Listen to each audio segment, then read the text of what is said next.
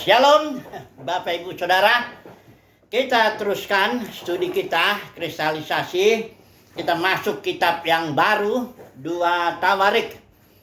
Tapi kita tahu bahwa dalam Alkitab Ibrani Perjanjian Lama itu 1 atau 2 Tawarik itu adalah satu kitab ya. Namanya Diberi Hayamim, yang artinya the events of the days atau of the times, artinya suatu kejadian-kejadian yang terjadi secara sebenarnya berurutan ya. Ketika diterjemahkan ke dalam bahasa Yunani ya, tahun abad ketiga atau keempat sebelum Masehi, itu jadi 2 kitab dengan istilahnya namanya paralepomenon. Itu artinya hal-hal yang diabaikan, of things omitted. Artinya karena dalam kisah, dalam sejarah raja-raja dari 2 Samuel ke 2 raja-raja itu ada hal-hal yang diabaikan di sini, yaitu mengenai peribadatan ya. Karena fokus daripada 1-2 Tawarik itu perjanjian Daud, ibadah ya. Sementara dalam 2 Samuel sampai 2 raja-raja itu sejarah politik. Maka diceritakan kerajaan utara juga, kerajaan selatan ya.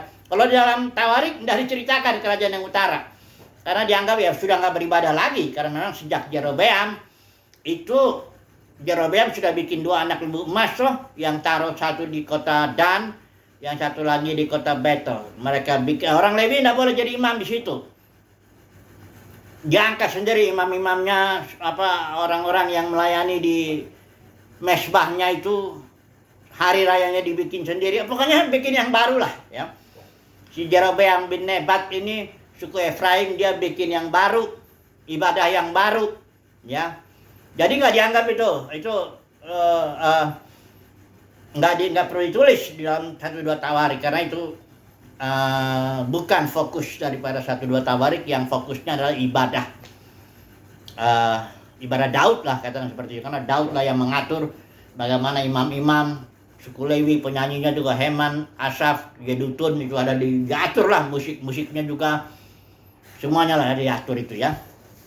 Nah, kemudian Jerome ini menerjemahkan dari Alkitab itu, seluruh Alkitab pindah ke bahasa Latin ya. Dia pakai nama yang 1-2 Tawarik itu, yang Septuaginta yang udah belah itu, dia pakai nama Chronicorum Liber, artinya the chronicles of the whole of the sacred history. Sejarah suci, katakanlah itu berurut-urutannya. Seluruh sejarah suci ada chronicle, ada kronologisnya, dicatat secara kronologis. Dari situlah bahasa Indonesia kita Tawarik atau Tarik. Kalau saya lihat di kamus bahasa Indonesia itu artinya sejarah itu.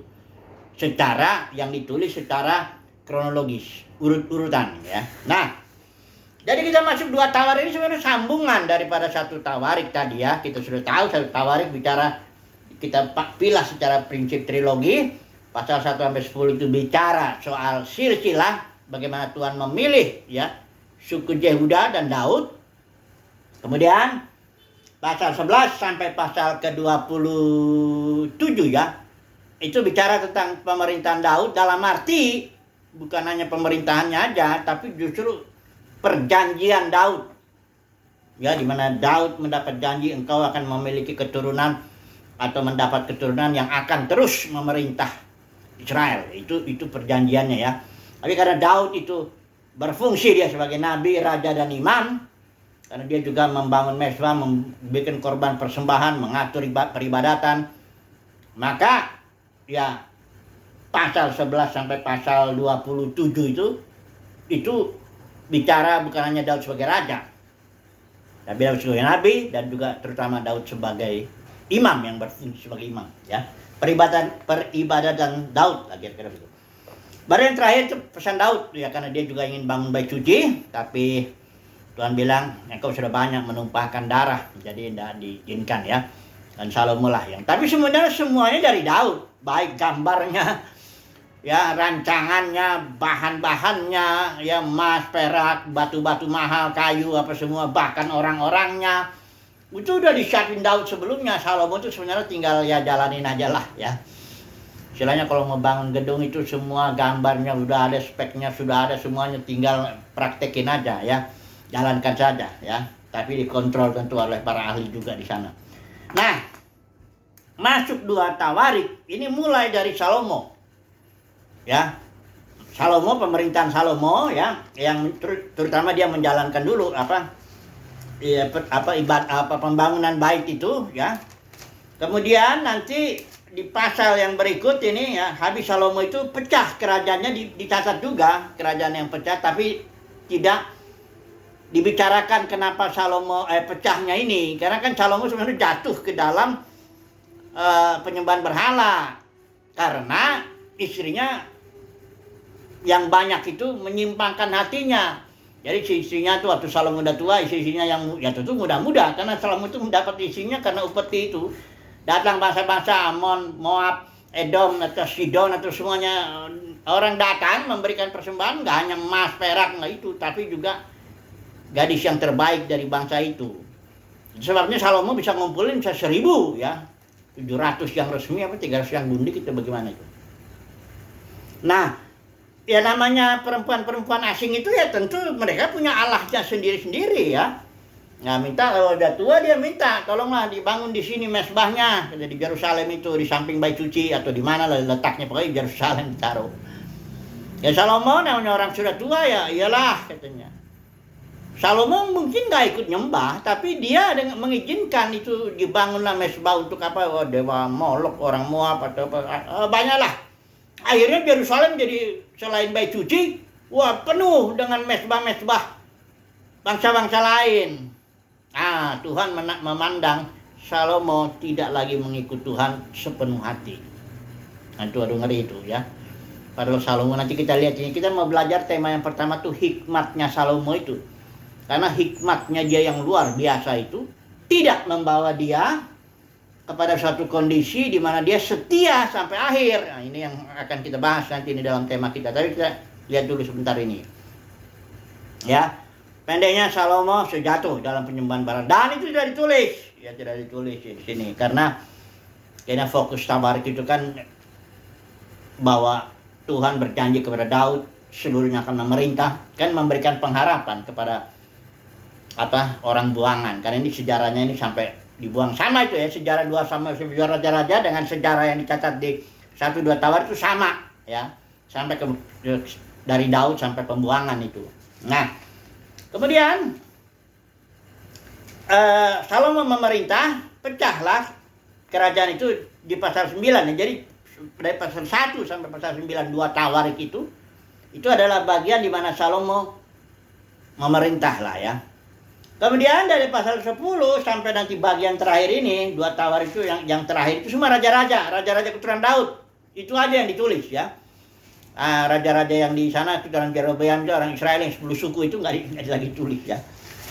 Kemudian sampai ke pasal yang ini raja-raja keturunan Daud ini sampai pasal 36 ya, yang raja terakhir itu Sedekia yang akhirnya diserang oleh Raja Babel dan akhirnya bait suci dihancurkan oleh Nebukadnezar. Ya, Raja Babel itu Nebukadnezar ya. Ya, Nebuzaradan yang menghancurkan baitnya itu ya. Habis ya, dan dibuang ke Babel. Jadi pasal 36 ayat 11 itu di mana runtuhnya kerajaan Yehuda. 2 Tawarik 36 ayat 11 itu bagian terakhir. Nanti kita akan belajar secara khusus keruntuhan kerajaan Yehuda ini ya. Itu duluan Israel sudah tahun 722 sebelum Masehi. Beda berapa ratus tahun itu baru yang di sini Yehuda itu 586 sebelum Masehi. Oke, sekarang kita masuk kepada tema kita, yaitu hikmat Salomo, atau saya langsung aja judulnya begini. Hikmat Salomo dibandingkan atau versus hikmat Kristus. Karena kalau hikmat Salomo ini nanti kita lihat ini sebenarnya hikmat apa nih? Kok berhikmat tapi jatuh dalam penyembahan berhala dan menyebabkan pecahnya kerajaan itu. Ini ngeri itu Saudara. Ngeri sekali kesalahan Salomo itu. Itu awalnya Israel memberontak kepada keluarga Daud. Padahal Daud sudah dijanjikan keturunanmu semuanya semua keturunanmu itu akan memerintah Israel. Tapi di zaman Salomo itulah 10 suku memberontak kepada keluarga Daud. Dinasti ya, dinasti. Kalau namanya dinasti itu artinya setiap keturunan itu jadi raja-raja begitu ya, dinasti. Jadi awalnya pemberontakan Israel terhadap dinasti Daud itu di zaman Salomo, akhir zaman Salomo lah ya kan. Sebelum Salomo mati itu datang apa tuh Yerobeam bin Nebat. Nah jadi ini hikmat yang dimiliki Salomo tidak membuatnya dia setia kepada Tuhan sampai akhir, pada Yahweh. Malah dia jatuh dalam penyembahan berhala. Tapi kalau nanti hikmat Kristus, nah kita lihat ya. Mari kita mulai dulu dengan studi kata lah hikmat. Ini saya ada buku yang ringkas tapi cukup jelas lah menguraikan istilah hikmat ya, supaya kita tahu dulu maksudnya hikmat ini. Kalau istilah Ibrani daripada hikmat itu hokmah. Inilah yang diminta oleh Salomo dalam 2 Tawarik 1 ayat 10. Coba dulu kita lihat ya, 2 Tawarik 1 ayat 10. Di sini Salomo berdoa nih. Berilah sekarang kepadaku hikmat dan pengertian, supaya aku dapat keluar dan masuk sebagai pemimpin bangsa ini. Sebab siapakah yang dapat menghakimi umatmu yang besar ini? Jadi hikmat Salomo ini membuat dia mampu menghakimi dengan adil Israel, kan tugas raja salah satu itu yang menghakimi ya. Kita tahu ceritanya bagaimana waktu itu ada pelacur masuk, dua orang pelacur sama-sama hamil gitu, sama-sama melahirkan anak, yang satu anaknya mati. Pelacur yang satu ini pindahkan anaknya yang mati itu ke ini, diambil anak yang hidup. Begitu bangun pagi, mereka si yang punya anak yang hidup ini lihat, oh anaknya sudah mati. Tapi kita dia perhatikan, ini bukan anak saya. Kalau perempuan kan tahu dia pun bayi masih kecil. Ributlah mereka, ya. Pelacur yang jahat ini bilang, enggak, itu memang anakmu yang mati. Apa semua ribut. Datang ke Salomo, ya waktu itu kan nggak ada tes DNA. Bagaimana lah saudaraku itu menghakimi yang kasus yang seperti itu? Nggak gampang itu, karena nggak ada bukti. Di dalam rumah itu hanya mereka berdua. Bayi pun kecil-kecil begitu, bagaimana membedainnya? Nah dalam kondisi begitu Salomo ambil pedang. Itulah hikmatnya yang luar biasa. Ambil pedang, belah ini anak nih, yang hidup ya, belah. Supaya sebagian ke sana, sebagian ke sini. Itu sebenarnya pancingan aja. Ya kalau dia sebelah untuk sana sini cuma mati juga kan. Tapi itu pancingan Salomo untuk mengetahui siapa ini ibu yang asli dari, atau ini anak yang hidup ini punya ibunya siapa gitu loh. Itu yang diangkatkan oleh Salomo. Tapi dengan hikmatnya bagaimana caranya? Belah aja katanya. Nah, yang pelacur yang jahat ini, yang anaknya ini mati, dia bilang udah belah aja supaya jangan untuk saya, jangan untuk kamu, udah. Nah tapi yang ibu yang asli yang punya anak ini kasihan. Nah disitulah hikmat itu ya. Luar biasa kalau saya renung-renungkan, ini hikmat yang luar biasa. Gimana lah kalau itu bisa membuktikan, ternyata bisa ketahuan itu yang ibu yang asli itu kasihan. Langsung bilang udahlah kasih aja sama dia, biarlah dia yang pelihara lah, yang penting anaknya hidup. Langsung itu nggak mungkin ibu asli ibu palsu kata. Nggak mungkin pelacur yang jahat ngomong kayak begitu. Itu jelas yang ngomong itu adalah ibu yang asli yang punya anak itu, karena dia langsung belas kasihan. Anak yang mau dibelah begitu, ya sudahlah, mendingan untuk kamu lah, peliharalah ya. Terus Salomo langsung bilang, ini ibunya yang asli, yang ini enggak. Begitu Israel lihat itu hikmatnya, takutlah Israel. Memang itu hikmat yang betul. Hikmat ini yang istilah Ibrani hokmah itu ada 153 kali muncul. Itu hikmat dalam arti pengertian fisik, ya, kemampuan kalian fisik kayak Aholiab yang bikin itu tuh, perabotan kemah suci, maupun intelektual. Tapi itu berasal dari Tuhan. Makanya Salomo Nanti ada hikmat yang berasal dari dunia juga, ya, yang berasal dari budaya manusia, adat tradisi dan sebagainya ada juga. Tapi yang ini yang diminta Salomo ini kan dia mintanya dari Tuhan. Tuhan kasih, ya, suatu hikmat, suatu pengertian, kemampuan yang memang natural untuk menghakimi umat Tuhan Israel dengan adil. Ada 153 kali muncul, ya, istilah hokmah. Kemudian hikmat juga istilah Yunani sekarang perjanjian baru, ya. Nah, ini dia kalau istilah Yunani nama pengertiannya Sophia. Sophia itu muncul 51 kali. Ada juga yang satu lagi kata benda yang juga sophos, itu sama aja, ya. Sophia lah dulu kita lihat. Ini Sophia, ini hikmat, bukan ini hikmat dari Tuhan, tapi dalam pengertian hikmat Kristus, ya. Atau saya langsung aja coba dulu baca, ya, supaya kita bedakan, ya. Hikmat Salomo itu natural, tapi dari Tuhan, yang memampukan Salomo menghakimi Israel, ya. Tapi di sini hikmat Kristus, dan ini hikmat yang natural ini tidak menjaminlah seseorang itu akan tetap setia kepada Yahweh atau tidak menyembah berhala, enggak begitu, enggak jamin. Ini cuma hikmat yang hokmah ini, istilah Ibrani hokmah cuma suatu pengertian, ya, secara intelek yang memampukan orang itu menghakimi.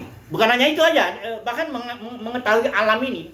Karena Salomo juga membuat amsalnya berbicara dari binatang yang terkecil, namanya tumbuh-tumbuhan itu, hisop itu yang terkecil kayak lumut, ya, sampai ke, ya, pokoknya pengetahuannya luar biasa lah, pengetahuan natural, ya. Nah, kalau hikmat Kristus ini coba dulu kita baca aja apa efeknya ini hikmat Kristus dalam Kolose 1 ayat 9. Inilah yang dimintakan Paulus, didoakan Paulus supaya jemaat memiliki ini hikmat Kristus, ya, yang istilah Yunaninya itu Sophia. Munculnya ada 51 kali, ya. Coba dulu, ya, saya baca dulu, ya, ini saya pakai ILT, ya. Kolose 1 ayat 9 sampai 10. Karena itu pula sejak hari ketika kami mendengarnya, kami tidak berhenti berdoa bagi kamu dan memohon agar kamu dapat dipenuhi pengenalan tentang kehendaknya dalam segala hikmat dan pengertian rohani. Nah, di sini hikmat atau pengertian rohani itu menyebabkan seseorang memahami kehendak Tuhan. Bukan hanya memahami, tapi memampukannya, melakukannya. Kalau hanya memahami aja, nggak diberi kemampuan, ya apa gunanya, ya. Hikmat ini akan membuat orang, atau pengertian rohani ini akan membuat orang mengenal tentang kehendaknya, baik kehendaknya bagi dia pribadi atau keluarga atau pekerjaannya atau gereja, ya. Karena ini banyak nih hikmatnya, teolog pun nggak dapat ini, ya, karena teolog itu, ya, sejak zaman Luther sering itu ngomong di buku Berkhof itu Systematic Theology, dia udah gereja pecah begitu ribuan denominasi, dia ngomongnya begini. Gereja itu ada dua aspek katanya, aspek yang visible church itu gereja juga katanya, tapi visible yang kelihatan dengan mata itu lah gedung-gedungnya, segala alirannya, organisasi itu gereja katanya.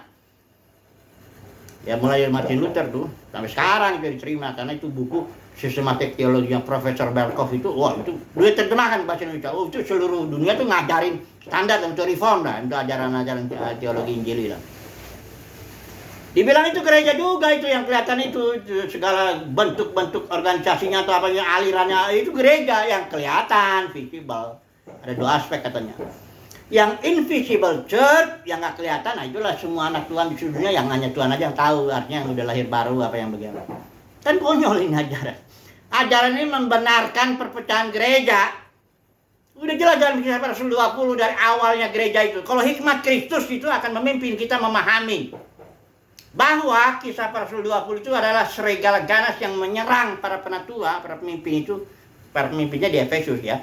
Tapi di pertemuan dengan Paulus itu di Miletus, waktu Paulus mau datang ke Yerusalem, supaya jangan buang waktu. Paulus bilang, dari antara kalian ini akan ada ini beberapa orang dengan ajaran palsu, narik murid-murid. Ini ajaran palsu ini baru kita tahu di Wahyu pasal 2 pasal 3 itu ajaran Bileam, Nikolaus, Jezebel itu merampas otoritas Tuhan, Bileam itu dagang, Nikolaus itu menaklukkan kaum awam supaya dia tetap gereja dibelah. Ada pendeta, ada yang jemaat kalau Protestan, kalau Katolik itu imam, ini umat gitu. Ini jalan palsunya supaya tetap gereja pecah, gereja menjadi pecah ribuan denominasi itu. Ini nih para pemimpin ini, beberapa orang yang ajaran palsu menarik murid kepada dirinya, karena tidak ada denominasi yang nggak menarik murid kepada dirinya, nggak ada. Ya semua denominasi ingin besar. Kalau saudara masuk dalam pelayanan dalam dunia kekristenan, apa sih yang dicari?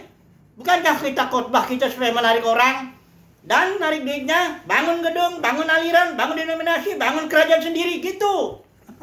Ini mah kita bicara belak-belakan. Saya ini udah 44 tahun dalam dunia kekristenan, dapurnya jadi saya tahu. Tahun 90 sampai tahun 2000, 10 tahun itu saya yang saya kerjain itu. Berusaha bagaimana supaya membangun bersama 5 orang ya. Jadi 5 orang kami. Dan saya ingin yang nomor 1, makanya saya memecahkan diri juga. Tapi saya kadang kurang pandai narik orang ya. Enggak sampai 100 kali ya, berapa 50-an lebih lah. Orang yang bisa saya tarik. Tapi intinya mau tariknya banyak, tapi yang pintar ada. Bisa ribuan, ratusan ribu. Kalau gereja terbesar itu, adanya di Korea itu 600.000 kalau nggak saya salah itu. Dia bisa bangun gedung. Itu bukan, itu serigala ganas itu. Aduh, tapi emang dibutuhkan hikmat Kristus, Bapak Saudara. Saya ulangi lagi, dibutuhkan hikmat Kristus, bukan hikmat kita. Saya pun nggak ngerti itu tahun 90 sampai tahun 2000, itulah yang saya kerjain. Berusaha, saya juga ingin berusaha jadi orang besar lah. Siapa yang nggak ingin jadi orang terkenal? Siapa yang nggak ingin punya posisi jabatan supaya dihormati orang? Ya, melayani Tuhan terus miskin, susah, dihina orang, mana ada yang mau begitu? Ya, semua orang juga masuk ke dalam dunia kekristenan berharap yang besar-besar begitu, karena itu udah big Babel. Visinya besar. Nah itu dia visi. Mana ada pemimpin visinya kecil? Ya ada. Tapi kalau Yerusalem holy, kudus ya. Kalau orang dapat hikmat Kristus, dia akan bangun sesuatu yang kudus. Artinya dipisahkan untuk kemuliaan Tuhan. Bukan besar ya. Kalau dalam dunia kekristenan yang penting gede, ya nggak tahu cara-caranya. Udahlah. Cara-caranya kadang lebih licik, lebih jahat daripada perusahaan-perusahaan dunia ini ya. Ada orang yang merintis dari nol ya, apa semua udah dia keluar pergi aja di sana ya, nggak dikasih apapun ya. Ya udah kasih, saudara tahu dah yang udah di dalam. Kalau jujur ya, dan kalau dapat hikmat Kristus juga. Kalau nggak dapat hikmat Kristus, malah merasa diberkati, makin besar saya. Inilah tanda saya diberkati, saya bisa tarik ribuan orang, tarik uangnya ratusan miliar. Ada seorang pemimpin dengan bangga dia. Selama pelayanan saya ini katanya, saya sudah tarik ratusan miliar uang itu. Ada yang triliun. 4,7 triliun akhirnya kasus di pengadilan tuh bapak dengan anak ada. Yang gereja terbesar itu juga gitu. Ujung-ujungnya kasus itu di Singapura juga ada uang juga. Ya yang kecil-kecil nggak kelihatan ada, sebenarnya banyak hampir.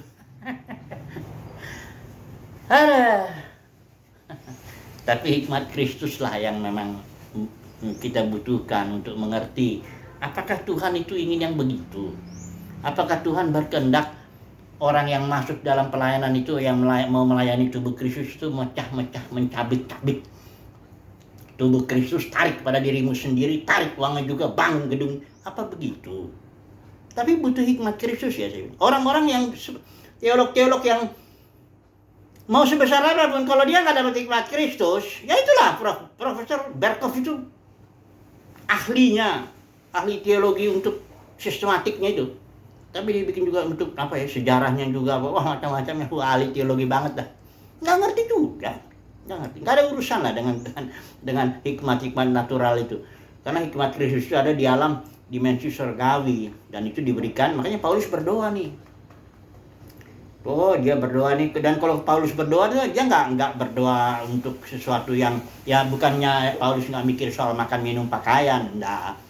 Tuhan Yesus juga ngajarin kalau berdoa, tapi yang atas dulu Bapa kami yang di sorga, dikuduskanlah namamu, datanglah kerajaanmu, jadilah kehendakmu di sorga. Itu dulu.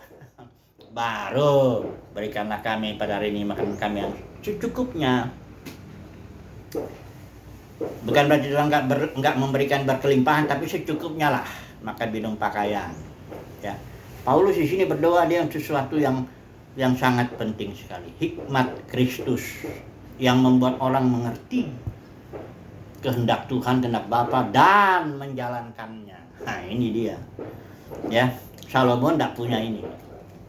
Ya. Para teolog juga kalau dia dalam dunia kekristenan, dia sedang nulis itu. Kalau dia emang bagian daripada dunia kosmos, istilah Yohanes itu lain lagi itu nanti. Itu saya lain dia tuh, hikmatnya hikmat dari pohon pengetahuan. Itu saya tuh bicara dulu ya. Menjelasin hikmat Salomo dengan hikmat Kristus dengan dua pohon itu yang di Taman Eden. Ini masih ada waktu saya 5 menit ya sebelum saya berkesimpulan. Jadi hikmat Salomo yang sekalipun dari Tuhan itu yang bersifat natural untuk menghakimi umat. Kenapa demikian? Karena memang perjanjian lama itu kan natural, baru perjanjian barunya spiritual. Perjanjian lamanya nubuat, perjanjian baru itulah penggenapan. Jadi nggak salah yang diminta Salomo itu sebenarnya nggak salah. Tapi kita harus tahu bahwa yang diminta Salomo suatu hikmat atau pengertian intelektual sekalipun dari Tuhan itu, tapi dia memampukan hanya menghakimi, tidak memampukan dia untuk mengerti seperti hikmat Kristus ini, mengerti kehendak Bapa serta melakukan yang nggak gitu. Tapi tidak ada salahnya karena memang perjanjian lama itu bersifat dasarnya nubuat natural. Ya. Jadi coba lihat dari dua pohon itu. Ya. Ini dua pohon ini sebenarnya dua jenis hidup ini. Kalau pohon pengetahuan, ya hikmat, pengetahuan yang baik dan yang jahat. Dari sinilah muncul agama-agama ini. Pengetahuan yang baik, agama kan dimanapun itu ngajarinnya ini ya baik, ini jahat dan sebagainya gitu kan. Nah, tapi kalau yang ini pohon kehidupan, ini life, ini hayat ini yang Yesus bilang aku datang supaya mereka mempunyai hidup joy istilah Yunani. Jadi hidup Kristus, inilah hikmat Kristus di sini. Jadi kalau orang hanya beragama, dalam dunia Kristen itu banyak agama sekarang udah jatuh, dunia Kristen sudah jatuh menjadi agama. Agama prinsipnya agama itu apa? Jika maka. Jika kau beri perpuluhan, maka kau diberkati. Itu agama tuh. Agama Kristen. Jika kau rajin berdoa, baca Alkitab, jika tidak engkau, maka engkau begini. Itu agama. Agama Kristen. Itu bukan yang diajar Yesus itu. Yesus datang bukan mau ngajarin agama. Aku datang supaya mereka mempunyai hidup. Dasarnya teolog-teolog itu pengkhotbah juga dasar otaknya otak duit. Rata-rata begitu. Dibilang hidup itu berkelimpahan itu, itu harta benda katanya. Aduh, padahal hidup itu istilah Yunani, zoe itu artinya hidup Kristus, hayat Kristus, hikmat Kristus. Ya. Jadi yang harus ini hikmat yang pengetahuan ini baik dan jahat itu hikmat manusia, hikmat natural lah saya bilangnya. Tapi ingat loh, hikmat natural ini jenis hidupnya namanya maut dan itu dikuasai iblis. Makanya iblis dengan mudah mempermainkan orang yang beragama ini. Jangan marah lah ya. Udah, makanya orang Farisi itu orang tuh dibilang sama Yesus bapakmu iblis. Kalau yang ini enggak. Dan yang ini hikmat natural ini dia tuh mencintai kemuliaan manusia. Ya, waktu Adam dan Hawa diciptakan itu dia telanjang. Tapi nggak malu. Kenapa? Karena dipenuhi kemuliaan Tuhan. Masih ada lah kemuliaan Tuhan itu. Karena manusia dalam dosa dan kehilangan kemuliaan Tuhan kan. Walaupun nggak berkekurangan, merosot sekali. Jadi Adam dan Hawa itu telanjang. Dia nggak malu. Karena kemuliaan Tuhan. Tapi ketika dia jatuh dalam dosa Tuhan artinya meleset. Dia malah harusnya ke pohon kehidupan. Dia melesetnya ke pohon pengetahuan. Dia jadi malu. Sebenarnya nggak ada sesuatu yang berubah. Adam dan Hawa memang diciptakan, memang ditaruh di taman Eden telanjang. Nggak ada yang berubah. Yang berubah itu kemuliaan Tuhan yang berkurang habis. Yang menyebabkan Adam dan Hawa malu dia. Adam melihat Hawa malu, ya nggak tahu lah malu atau apa. Adam melihat dirinya juga malu, kira-kira begitulah, ya malu lah. Dan dia berbuat menutupi rasa malunya itu dengan daun ara itu. Itulah dia simbol kemuliaan manusia. Jadi kalau orang sebenarnya itu ya, daun pohon ara itu sebenarnya itu harta, jabatan, uang, apa semuanya kemuliaan manusia itu ya, yang menopang itu ya. Menutupi rasa malu itu, ya. Banyak orang nggak punya uang segimana juga yang penting. Tapi rasa malunya itu loh, kalau dibilang orang miskin kamu nggak diberkati, kamu begini, kamu ya gagal. Itu yang rasa malunya itu yang paling bahaya. Ya. Jadi karena gini, sudah lihat kan kenyataannya ya di dunia ini. Aduh, jadi saya banyak ngomong nih. Orang yang bunuh diri itu kebanyakan bukan orang-orang yang susah kekurangan duit, itu kebanyakan. Ini banyak orang kaya juga loncat dari gedung. Aduh gini aja deh. Saya nanti kesana kemari. Simpulkan dulu lah. Ini hikmat Salomo, ini hikmat Kristus. Hikmat Salomo hanya untuk kemampuan natural untuk menghakimi. Hikmat Kristus adalah suatu kemampuan yang membuat kita mengenal kehendak Bapa dan melakukan kehendak Bapa. Jadi kesimpulannya ya, saat ini biar kita bertumbuh dalam hikmat Kristus. Biar kita menjadi orang jemaat yang didoakan Paulus supaya hikmat Kristusnya bertumbuh. Itu aja dulu lah ya, nanti kita sambung lagi. Haleluya. Amin.